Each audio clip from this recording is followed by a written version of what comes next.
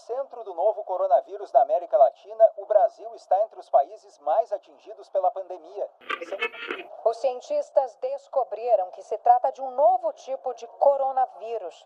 E por causa do coronavírus, as escolas públicas de São Paulo terão as aulas suspensas gradualmente já a partir... Many schools around the world, as you know, have shut down, some for extended periods of time, as this virus spreads. Ele diz que o Ministério da Educação está se preparando para uma possível suspensão de aulas por causa do coronavírus.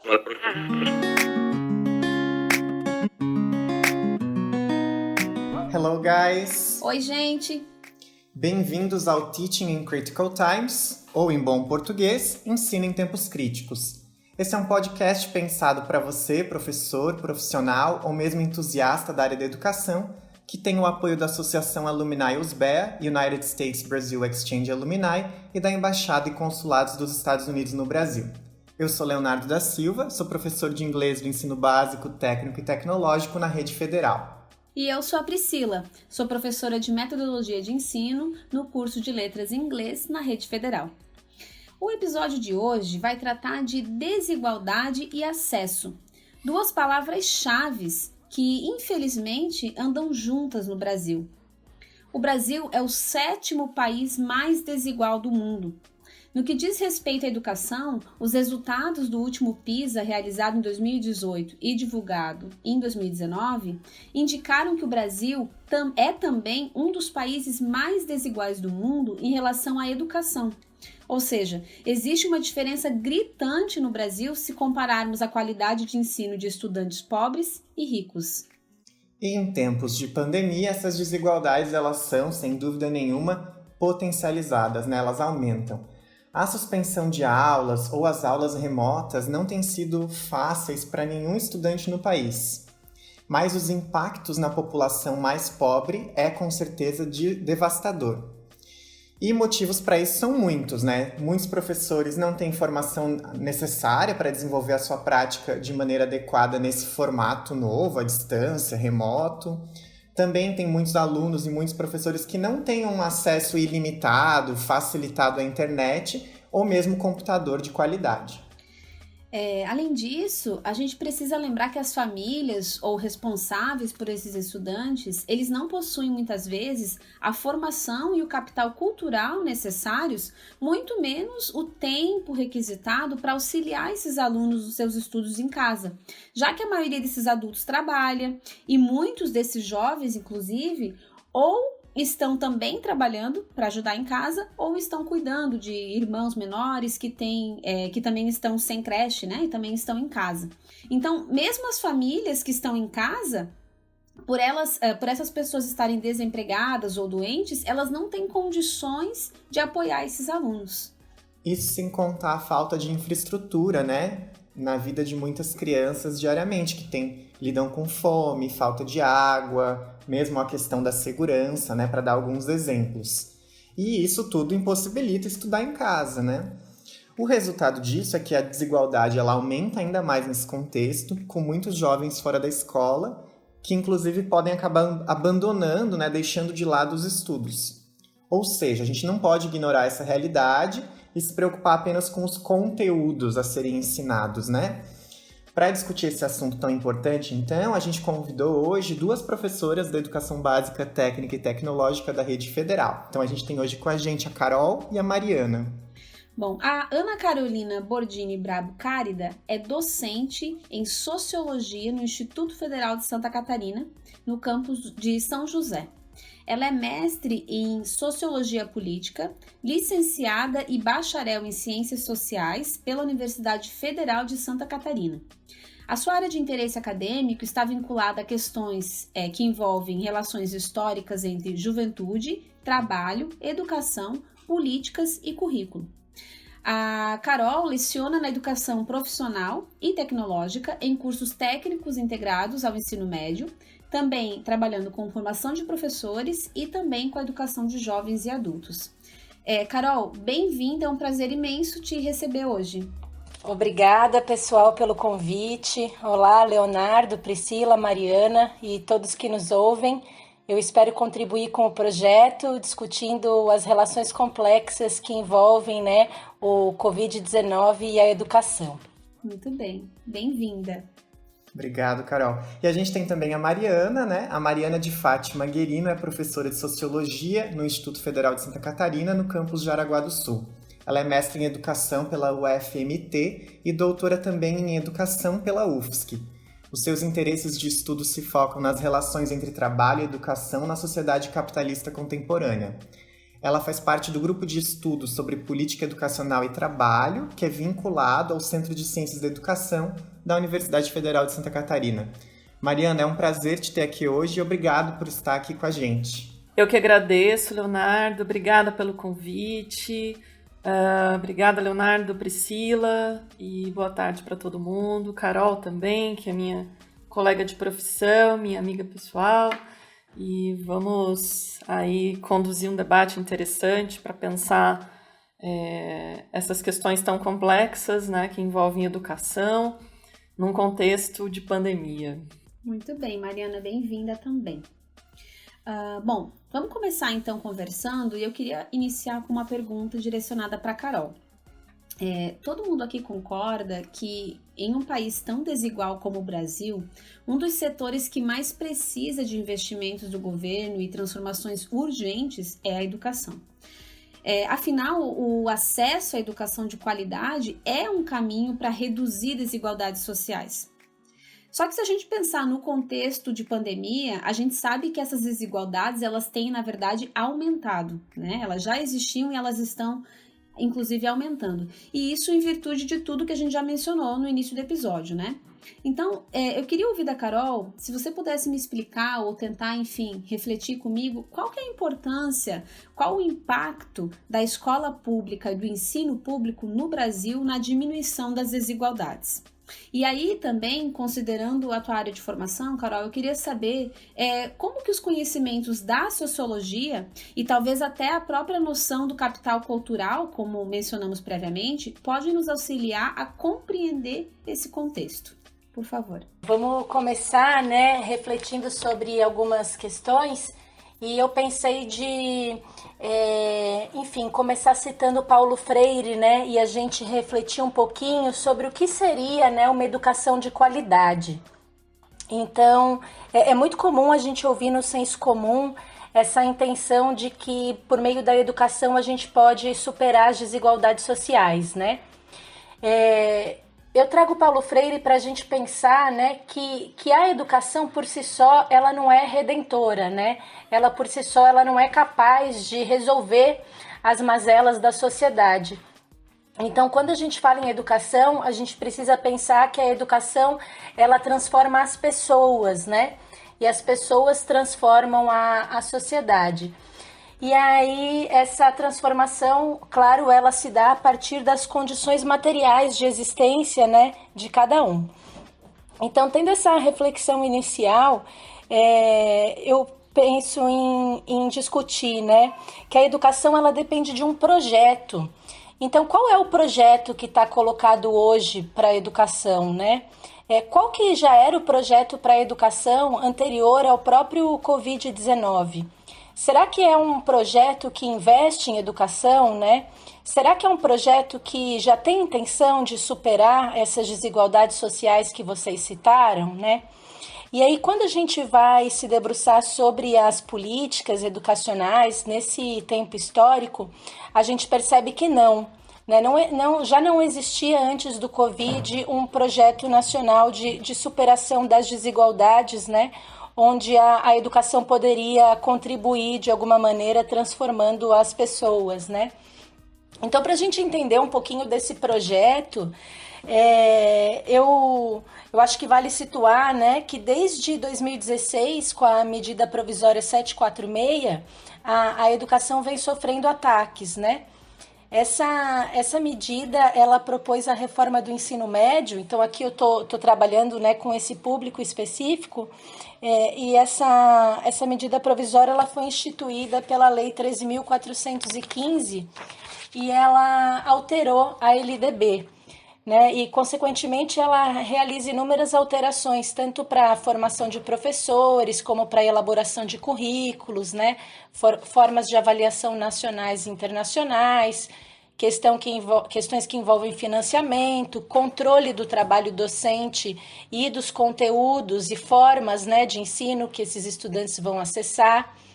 Então, essa legislação ela também abriu margem, né, para parcerias público-privadas e analistas, né, enfim, existem várias publicações, artigos científicos da ANPED e etc., marcando que essa política, né, sucateia e precariza o sistema de ensino como um todo, né, então, para além do ensino médio, como eu estava colocando ali. Então, essa mesma legislação, ela já abria margem, né, para a educação à distância. E a gente percebe que quando chegou a pandemia, isso foi colocado em prática a toque de caixa, né? Então, algumas instituições que estão com as suas atividades não presenciais, se dando de forma remota, implantaram isso sem muita organização, sem muito estudo prévio, né? Eu não vou me estender nessa questão das políticas, mas queria falar, vocês citaram também o conceito do Bourdieu, né? Então, o conceito de capital cultural do Bourdieu, ele é bastante difundido e ele pode contribuir, sim, para a gente tentar entender, né, essas relações aí entre a pandemia e o acesso à educação dentro desse contexto, né, que eu acabei de citar. O Bourdieu, ele afirma que a escola é o espaço de reprodução das relações sociais dominantes, né? E que, por meio das suas práticas, dos seus discursos e das suas formas de avaliação, se reproduz, né, a ideologia dominante, né? A gente pode pensar que, por mais que o Bourdieu não tenha visto necessariamente, né, uma relação indissociável entre capital cultural e capital econômico, acho que aqui no Brasil, nesse caso da pandemia e do acesso à educação, a gente pode pensar nessa relação aí a partir dessa intersecção, né? Então, em tempos de atividade à distância, quem consegue acessar, em geral, os conteúdos são aqueles estudantes que têm um pouquinho mais de capital econômico, né? E que conseguem acessar condições básicas para isso, né? Como uma banda larga de qualidade, equipamentos, né, como celular, tablet, computador de qualidade, além da necessidade de ter espaços próprios, né, para o estudo e para a concentração. Então, a gente sabe que essa não é a realidade da maioria dos brasileiros, né? Quando a gente se informa através das pesquisas, a gente sabe, né, que em torno de 40% dos estudantes do ensino médio não tem computador em suas casas, né? E a maioria tem estudado pelo celular e possuem pacotes de dados com download bastante reduzido, né? Isso dificulta bastante o acesso à educação pelo estudante de baixa renda e que é a grande maioria no país, né? Então, para ir encerrando essa questão, eu percebo que a pandemia ela escancara essas desigualdades sociais, né? E esse formato de educação acaba ampliando o que a gente chama de dualidade estrutural da escola, né? De um lado, uma escola que forma para as elites e de outro, uma escola que forma para uma grande massa de excluídos, né?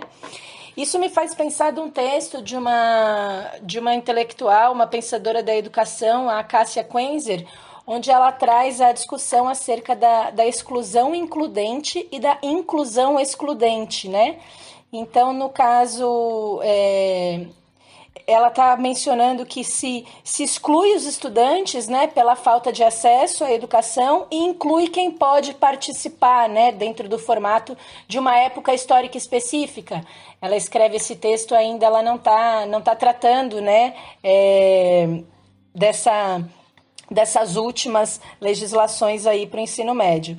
E, por outro lado, então, exclui pela falta de acesso, inclui quem pode, né, excluindo a grande maioria. Muito legal, Carol. Me chama muito a atenção isso que tu fala de como a escola, de certa forma, ela reproduz, né, a ideologia dominante e, nesse sentido, ela corrobora, né, e reproduz desigualdades, né? E aí eu percebo que, nesse contexto em que isso está escancarado, né, é super importante que a gente consiga primeiro olhar para essas desigualdades e como que o fazer pedagógico ou a escola está reproduzindo essas desigualdades, né? Acho que esse é o primeiro passo, a gente reconhecer, né? E não ficar apenas no discurso simplista, né? De que a escola é redentora e que ela salva as pessoas, mas existe um movimento dúbio também, né? Ao mesmo tempo, a escola tradicional está reproduzindo diversos discursos e práticas excludentes e que acentuam as desigualdades. Então, acho que essa é uma reflexão bem importante mesmo. Eu queria trazer uma outra questão e perguntar agora para a Mariana, né? Que uma coisa que a gente também tem discutido muito nesse contexto da pandemia é a importância, né, de a gente valorizar a ciência e o conhecimento científico, né?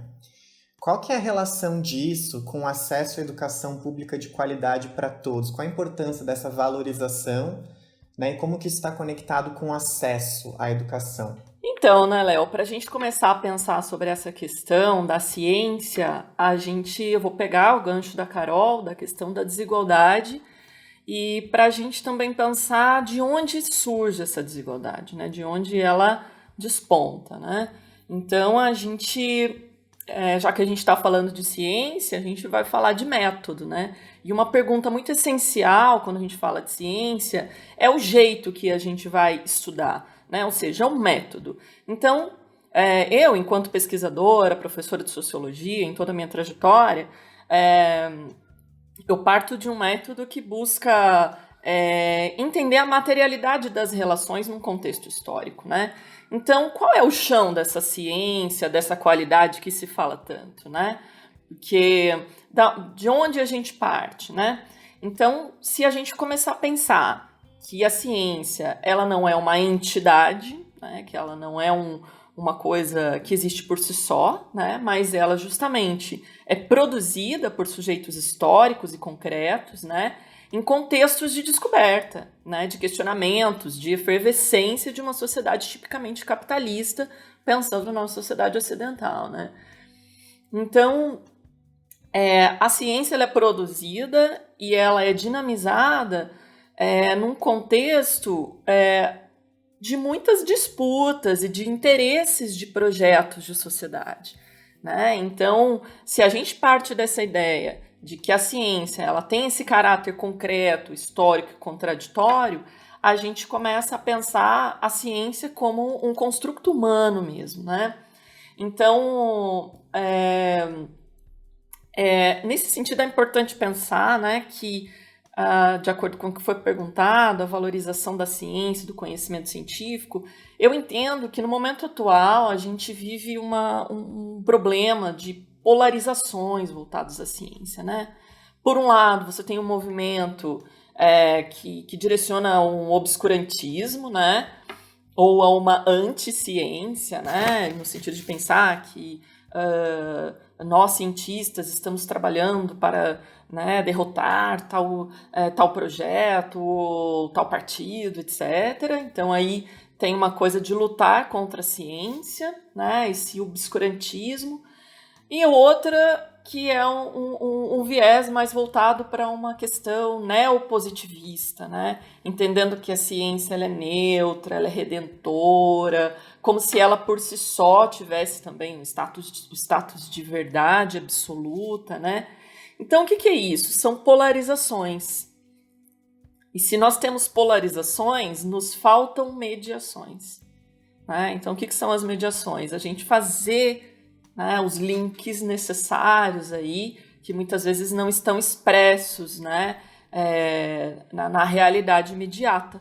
Então, a gente precisa se esforçar um pouco para voltar e tentar entender o que está oculto, né? Então, quando a gente pensa qual que é essa relação da ciência nesse contexto, né, do acesso à educação pública de qualidade para todos, a gente tem que ver de que lado nós estamos da ciência, né? Para a gente pensar essa qualidade dentro da ciência como uma qualidade socialmente referenciada, né? Da gente entender tanto a ciência, a educação e o próprio conceito de qualidade num contexto real, concreto e coletivo, né? Então, a gente tem, né, uma infinidade de possibilidades metodológicas, né, para a gente, né, nadar aí pela ciência, né, a partir do conhecimento que já foi produzido, né, pelas pessoas que vieram antes de nós, escreveram, relataram, observaram. Isso é muito interessante, né, trabalhar com essas referências, porque a gente as analisa, né, complementa, critica, etc. E é esse movimento que é próprio da ciência. E quando a gente fala em qualidade da educação pública para todos, esse é um debate científico que ele já é antigo, né? Então já tem muita gente debatendo sobre isso, né? Então, se a gente pensar que hoje a gente tem um contexto, né, de pandemia, e a gente tem um contexto de assimetrias educacionais que só estão se acentuando por conta desse contexto, então a gente tem um grande desafio aí, né, para construir esses questionamentos, e nós não temos receita pronta, mas um bom começo é a democracia, né? Um bom começo para a gente conseguir encontrar algumas possíveis saídas é a gente lutar por um debate, né? Para começo de conversa, né? Então, só para ir fechando essa parte, né? Quando eu penso assim, né, no Gramsci, por exemplo, né? O Antônio Gramsci, que foi um estudioso que a gente usa muito na sociologia, na filosofia, na educação, né? O que ele falava? Para ele, a ideia, né, da questão da qualidade da educação, ele pensava assim, olha, o que a gente tem que estar preocupado é na elevação científica e cultural das massas, né?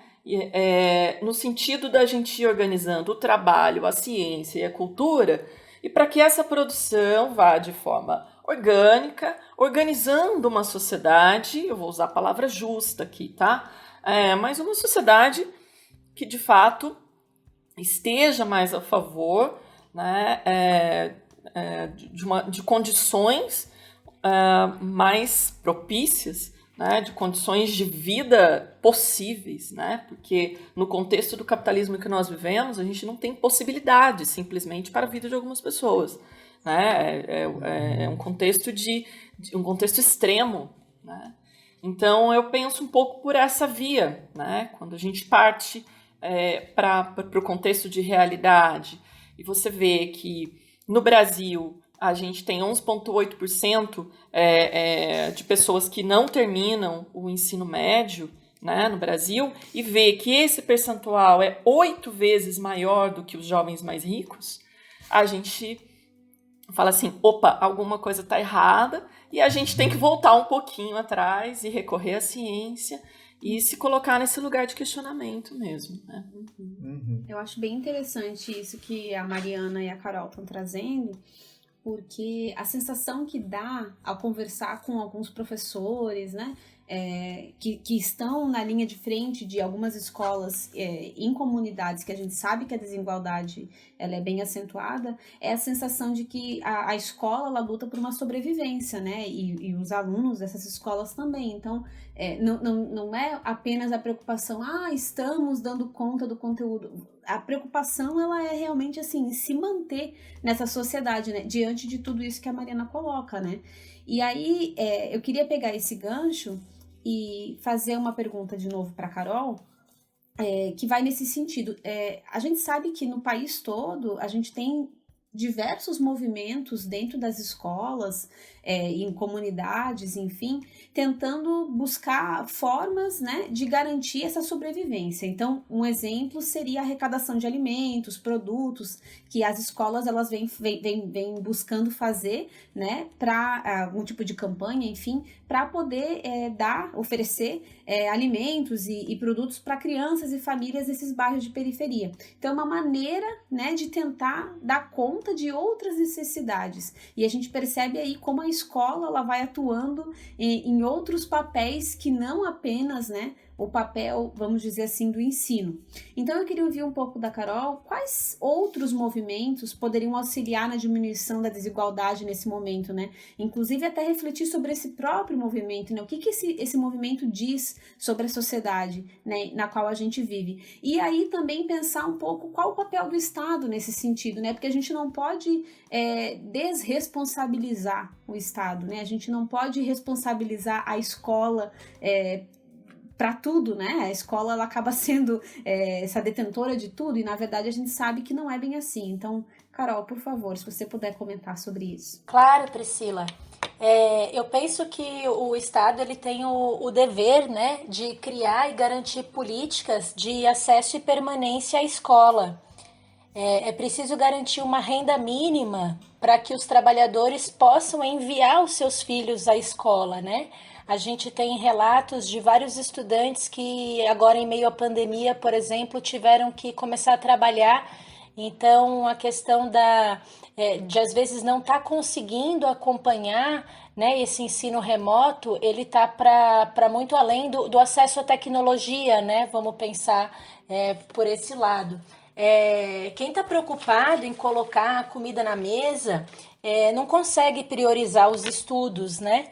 Então, nesse sentido, é preciso criar outras políticas, né, de assistência estudantil e garantir a manutenção, né, dessas que já existem.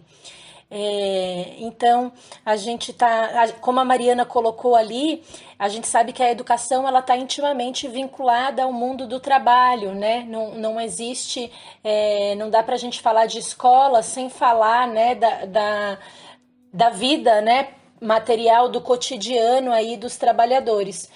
Então, a gente percebe que quanto mais se aprofunda a crise social, a crise cultural, política, econômica, no Brasil e no mundo, né, mais se aprofundam as desigualdades educacionais.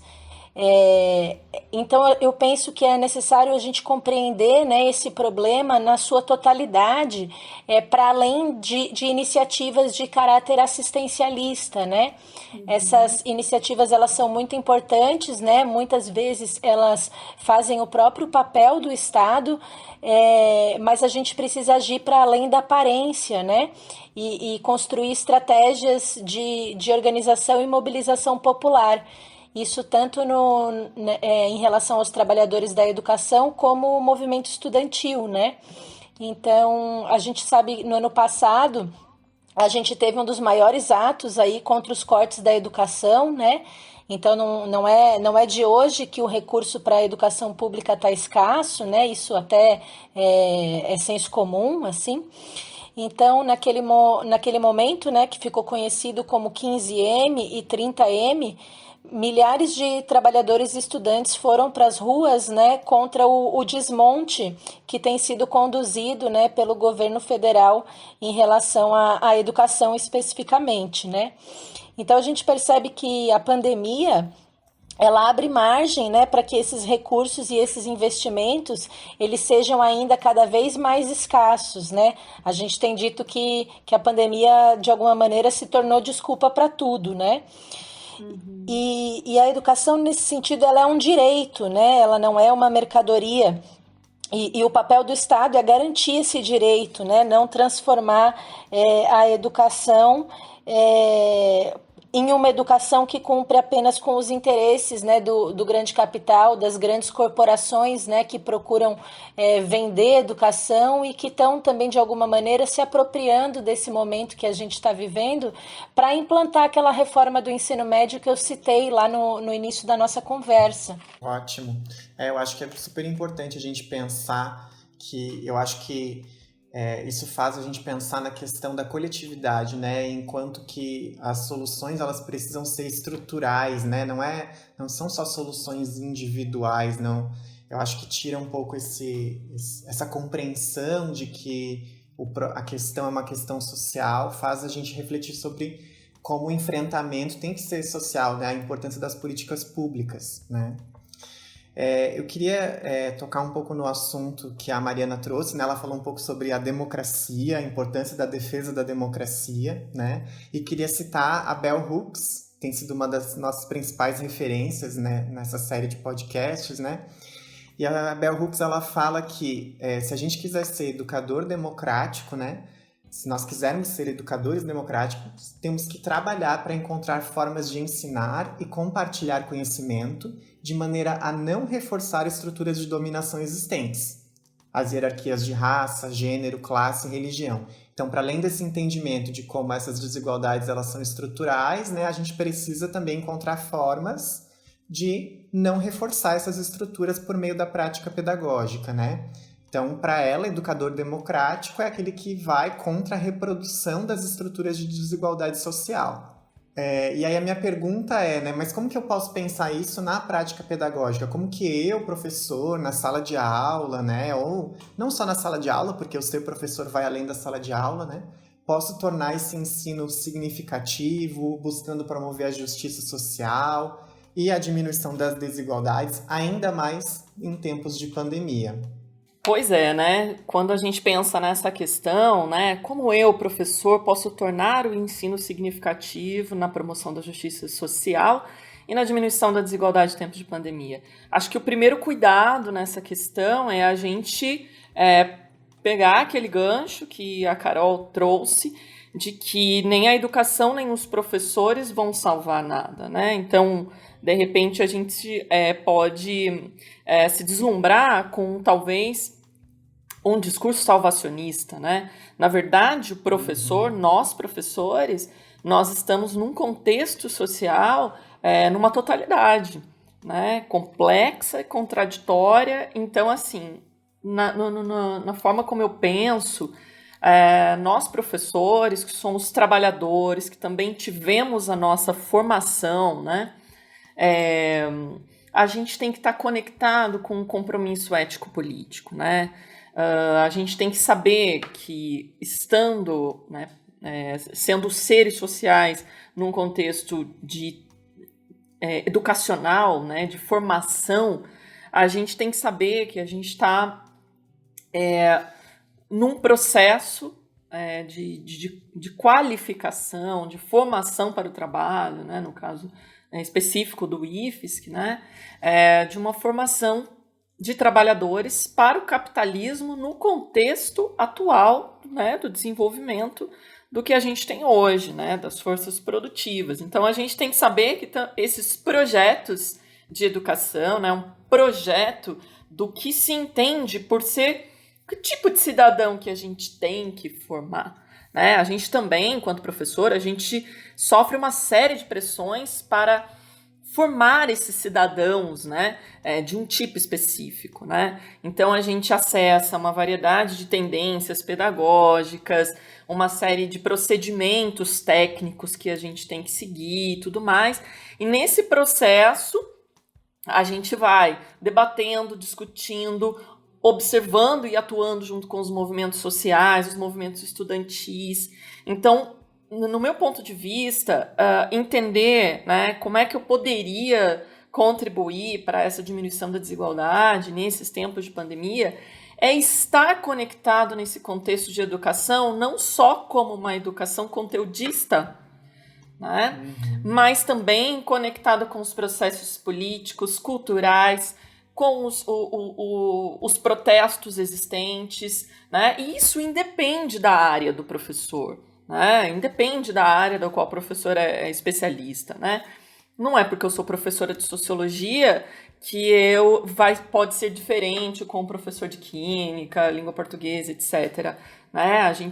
Eu penso que fazer essas conexões com o mundo, né, isso é extremamente importante. Não ver o nosso aluno ou o conteúdo como coisas acabadas, né? Ou coisas que a gente tem que simplesmente transmitir, né? Muito mais do que isso. Então, eu penso que a nossa prática pedagógica, primeiro, ela, né, não é salvacionista, porque a gente vê aí uma série de professores também com sérias questões de saúde mental, em depressão, porque justamente acabam ficando super sobrecarregados, a precarização do trabalho, agora a gente se acostumar com essa lógica do trabalho remoto, as pressões que vão crescendo, então acho que tem que tomar muito cuidado com isso, porque o professor não é esse agente salvacionista, ele faz parte de um grande complexo, né?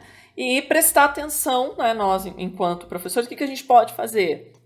Olha, eu posso dar conta daquilo que eu me formei, né, e daquilo tudo que eu vou buscando, estudando e me conectando com o movimento do mundo real acontecendo, né?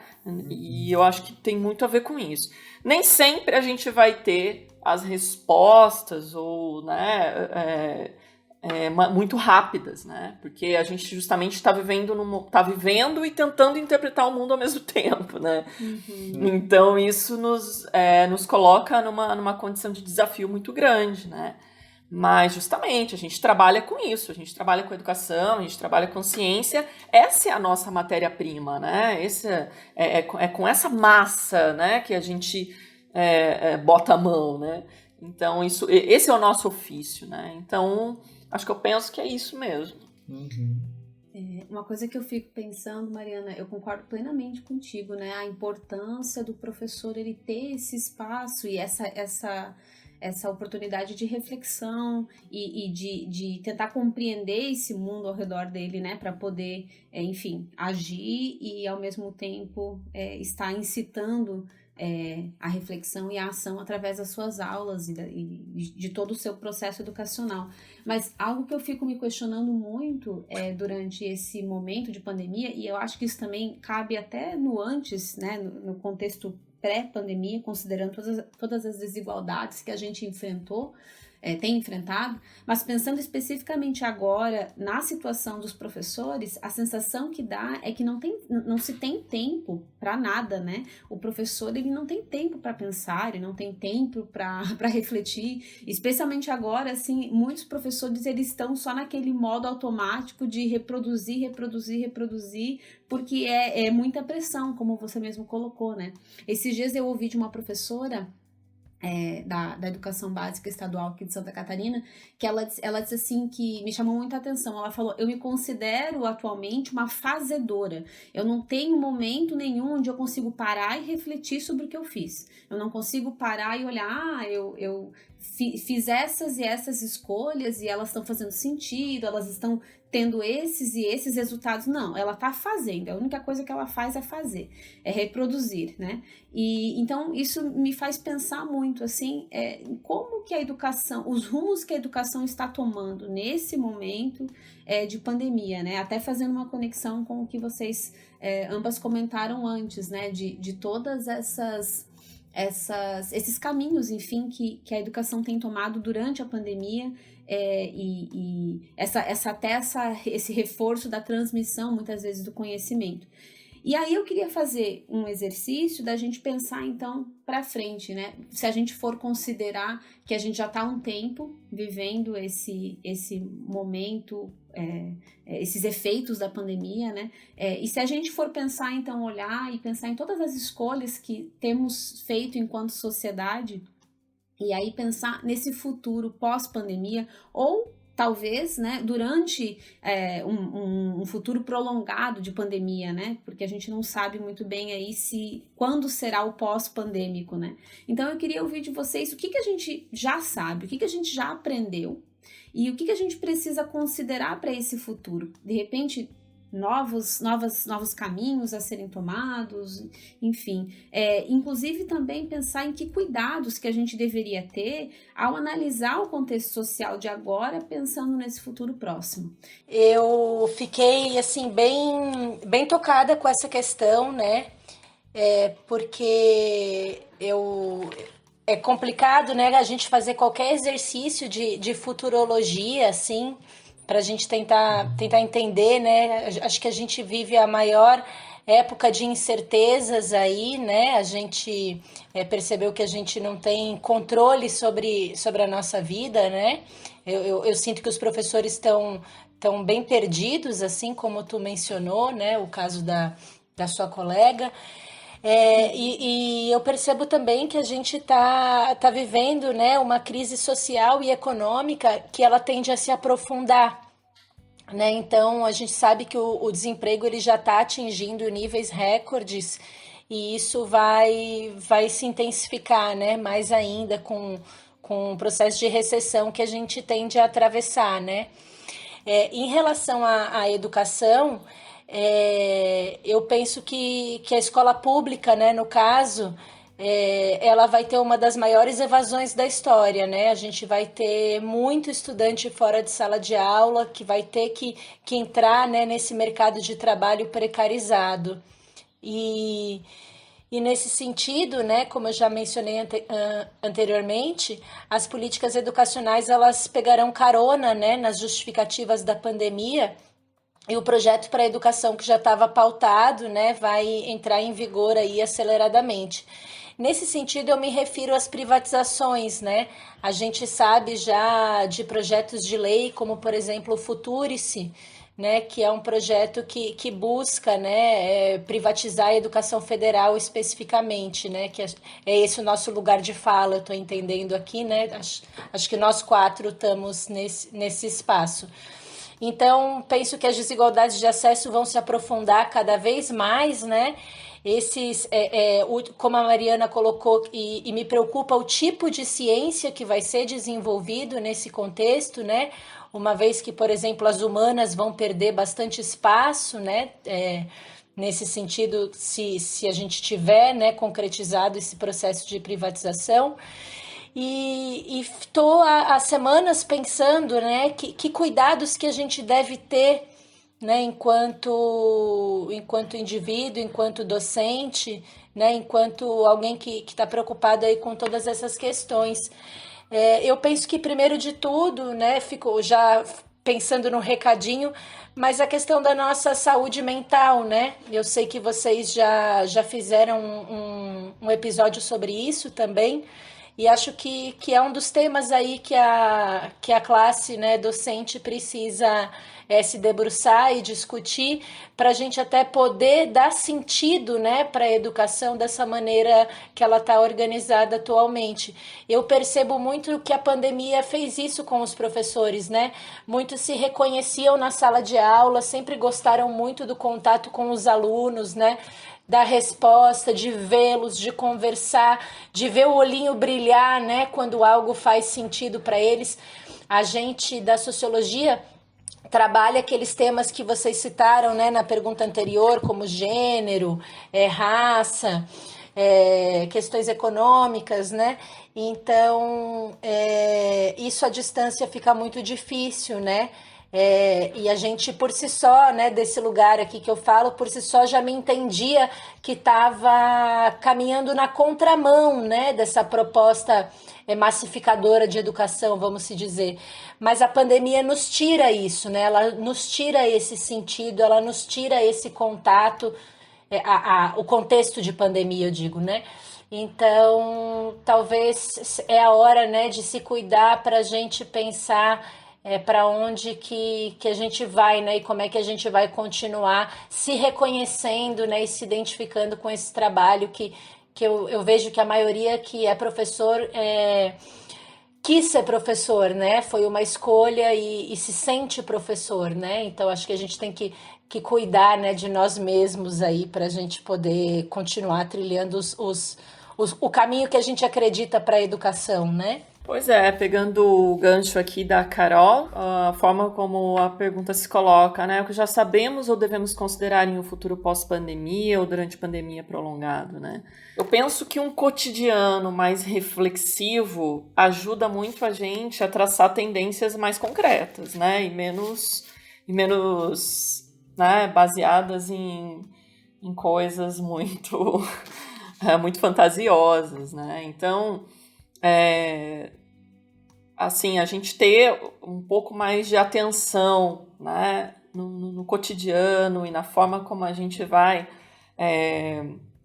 lidando com as situações, isso nos ajuda, né, a traçar aí algumas possibilidades aí para ver como que as coisas podem seguir, né?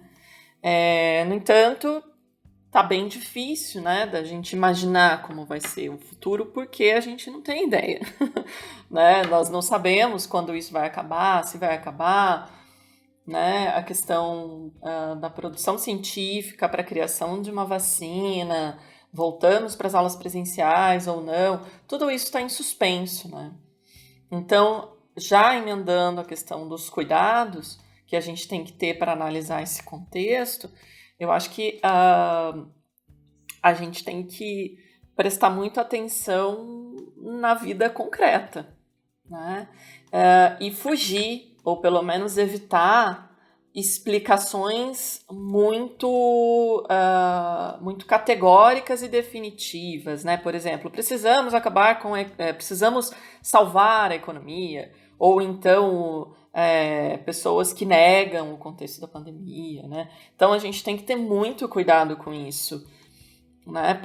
Ou pessoas, né, que acabam, enfim, fazendo coisas, tomando remédios porque viram que isso em alguma notícia e tal, né, para se prevenir de contrair o coronavírus, etc.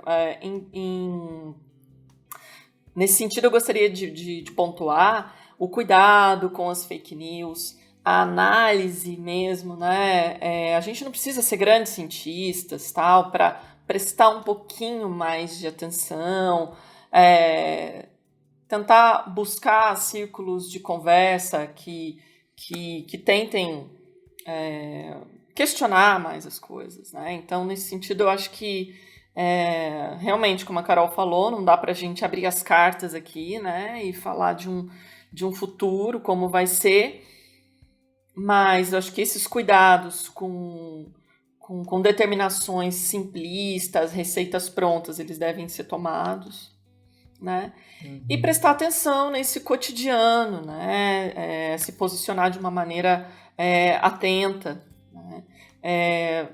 De fato, a gente tem alguns problemas nisso, né? Porque quanto mais a gente vê as notícias, parece que a gente adoece mais, né? Porque fica difícil lidar com tudo que está acontecendo, né? Ver a nossa vida pessoal e profissional, né, projetada no futuro, né? Mas essa é a nossa tarefa nesse momento histórico, né?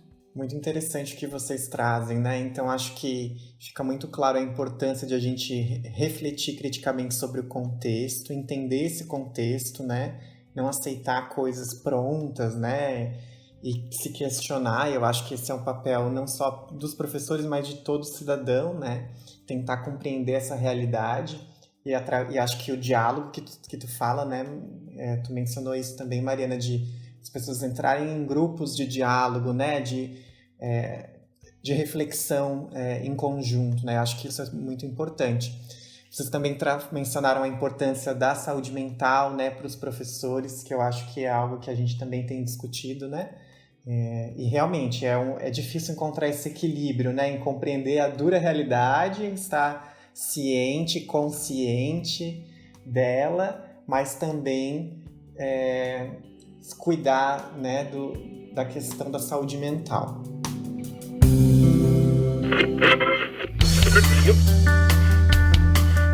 Bom, a gente está chegando no final da nossa conversa, mas eu queria saber se vocês gostariam de finalizar dando algum recado para o professor que nos ouve, para o professor, para a professora, né, para o profissional da educação que nos ouve.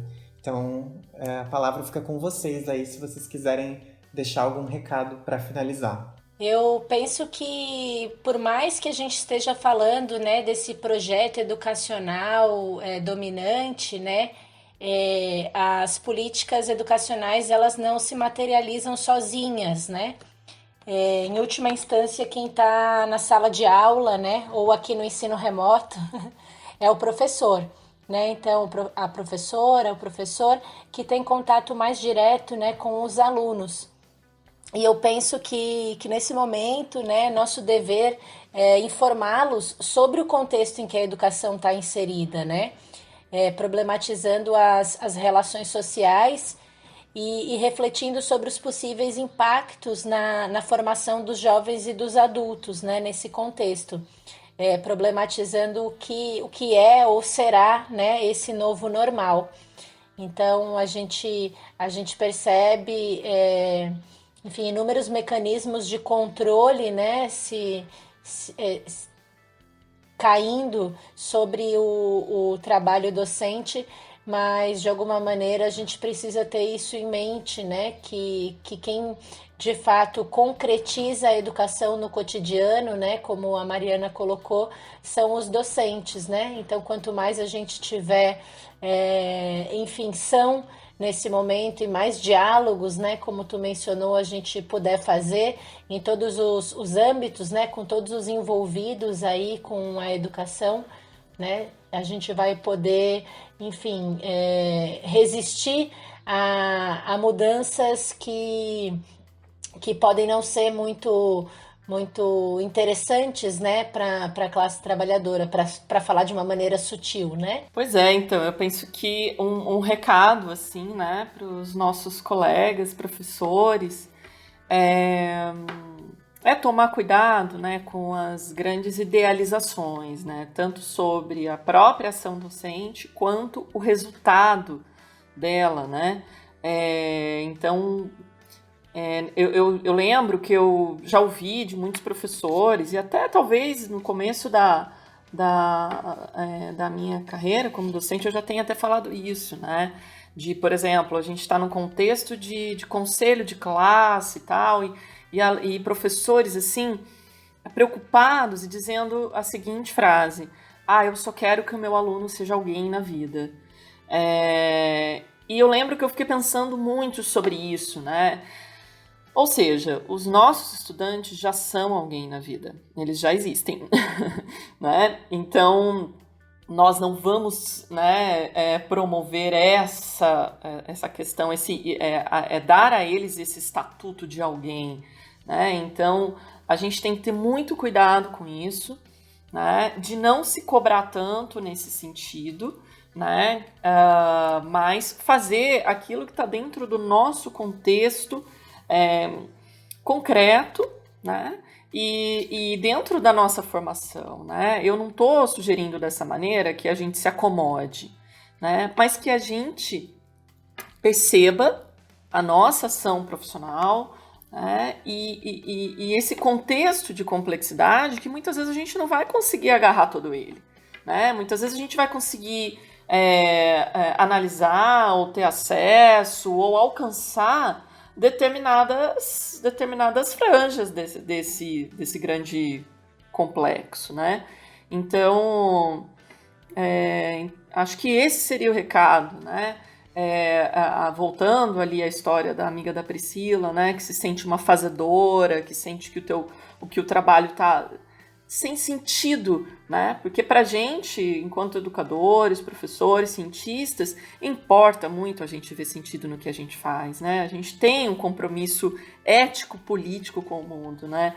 Então, quando a gente vai perdendo esse brilho do sentido, né, aquilo que a Carol menciona, de ver a expressão dos nossos alunos, isso que o contexto de pandemia tem nos retirado,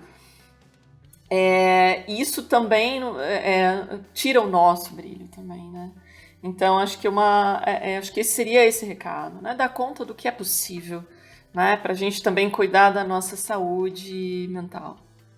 Eu acho muito importante isso que vocês estão trazendo, tanto a importância, né, que a Carol reforça da saúde mental, quanto que a Mariana está falando da gente tomar cuidado com as idealizações, né? Porque eu acho que isso resume bem, assim, tudo que a gente discutiu hoje, porque realmente são tantas desigualdades, né? A situação, como a Carol colocou antes, a situação ainda nós vamos ainda enfrentar, né, efeitos provavelmente de uma grande recessão, a gente ainda teremos mais efeitos que a gente vai ter que lidar com, então é muito cansativo, é desesperador, a gente fica mesmo assim, sem chão, né? Mas diante desse cenário que a gente está vivenciando e desses futuros cenários, a gente não pode também colocar nas costas do professor toda a responsabilidade, né? E que esse professor não coloque nas suas próprias costas toda a responsabilidade de solução, né? É realmente um caminho difícil, desafiador, que a gente vai estar trilhando enquanto docente, mas é importante sim se manter bem, né? E dar conta daquilo que se pode dar conta, como a Mariana falou, né? Não no sentido de se acomodar ou de cruzar os braços, mas sim no sentido de também saber respeitar as limitações, enfim, do contexto, para que a gente não adoeça, né? E que a gente continue tendo forças para seguir, porque vamos precisar de bastante. E eu acho que, de certa forma, isso resume bem o que é o educador crítico, né? Porque o educador crítico não é aquele que idealiza ou que se vê como salvador, mas é aquele que consegue compreender a realidade material, concreta, né? Como que as estruturas sociais, elas oprimem os indivíduos, né? E ele, mas ao mesmo tempo, ele compreende a importância do seu papel enquanto educador, né? Então, quando a Carol fala da importância que o professor tem, né? Por mais que existem políticas públicas que vão contra, né, um projeto de educação acessível e para todos, né? Ao mesmo tempo, o professor ainda é quem tem o contato com os alunos, quem está na sala de aula, né? É uma dualidade, de certa forma, né? Mas eu acho que ser um educador crítico é conseguir compreender toda essa realidade, mas também estar ciente do seu papel, né? Sem idealizações. Então, eu acho que, de certa forma, assim, esse episódio pode contribuir para esse entendimento, né? Que eu acho que é super importante, ainda mais agora. Então, eu queria agradecer muitíssimo a Carol e a Mariana pela participação, pela disponibilidade, né? E pelo diálogo crítico que podemos estabelecer aqui hoje. Eu que agradeço, Léo, Priscila, muito obrigada pelo convite, né? Estamos sempre à disposição para o diálogo, né? E muito bacana, é muito gostoso, né, a gente conversar, porque de uma conversa a gente sempre abre novos leques de possibilidades para novas conversas, né? Então agradeço muito a oportunidade. Obrigada, pessoal. Também agradeço muito o convite, né? Gostei muito de estar aqui conversando com vocês. É muito bom a gente estar junto, né, com quem defende a educação, com quem acredita na educação, né? E poder fazer trabalhos que enfim, né, nos dão esse sentido e fazem com que a gente continue aí acreditando, né, na educação e no nosso trabalho. Gostei muito de participar e podem contar comigo também em outros momentos, né, para outras atividades também. Obrigada. Muito obrigada pela participação. Foi ótimo. Eu queria também enfatizar, né, a importância de a gente dialogar com as diferentes áreas do conhecimento. Então, acho que foi muito legal a gente estar aqui, né? Eu e a Pri somos da área de letras, mas dialogando com a sociologia, e como a gente tem tentado fazer ao longo dos outros episódios, né? Bom, para finalizar, também quero convidar os nossos ouvintes a dialogarem com a gente. Mandem seus e-mails ou recados nas redes sociais, né? A gente quer saber também a realidade que vocês estão vivenciando, dúvidas, considerações, né? Então, queria deixar aqui o nosso e-mail, que é contato.ensinocritico@gmail.com, contato.ensinocritico@gmail.com, e acompanhem os nossos episódios, nos siga nas redes sociais e vamos manter um diálogo mesmo que remoto. Obrigado, gente. Tchauzinho e até mais. Tchau, tchau.